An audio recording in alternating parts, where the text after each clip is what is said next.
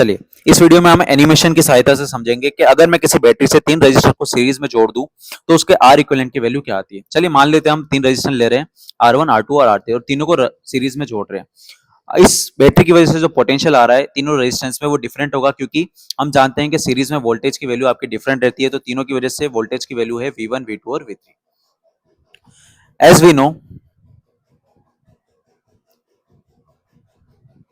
इन series हमारे voltage की value तो डिफरेंट रहती है तीनों रेजिस्टेंस में, पर हमारे करंट की वैल्यू सेम रहती है।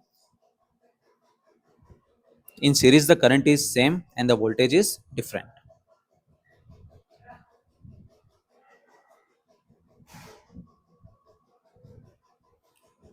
चलिए मान लीजिए मैं 10 वोल्ट की एक बैटरी ले रहा हूं, तो जो वोल्टेज उन तीनों रेजिस्टेंस में जाएगा वो वोल्टेज की वैल्यू आपके 10 वोल्ट के बराबर ही आएगी। तो मैं ऐसा बोल सकता हूं कि जो V इक्विवेलेंट है वो आपके V1 plus V2 plus V3 के बराबर ही होना चाहिए, क्योंकि जितना वोल्ट दिया है उतना ही वोल्ट उसमें बटेगा। चलिए तो हम ओम्स लॉ के जरिए जानते हैं कि V इक्वल्स टू क्या होता है हमारे पास IR।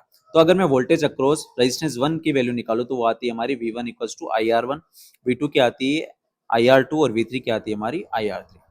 तो अगर मैं V1 को हम कह रहे हैं वोल्टेज अक्रॉस R1, V2 को हम कह रहे हैं वोल्टेज अक्रॉस R2 और V3 को कह रहे हैं हम वोल्टेज अक्रॉस R3, जहां पे R1 R2 और R3 आपके रेजिस्टेंस है जो सीरीज में कनेक्टेड है।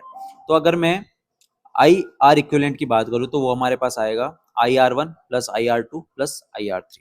चलिए अगर मैं I को कॉमन ले लेता हूं तो हमारे पास इक्वेशन बन जाएगी IR1 plus R2 plus R3। As we know in series current is same, तो I से I कट जाएगा तो R इक्विवेलेंट की वैल्यू हमारे पास आ जाएगी R1 plus R2 plus R3। तो इस तरह हम सीरीज में R इक्विवेलेंट की वैल्यू निकाल सकते हैं। धन्यवाद।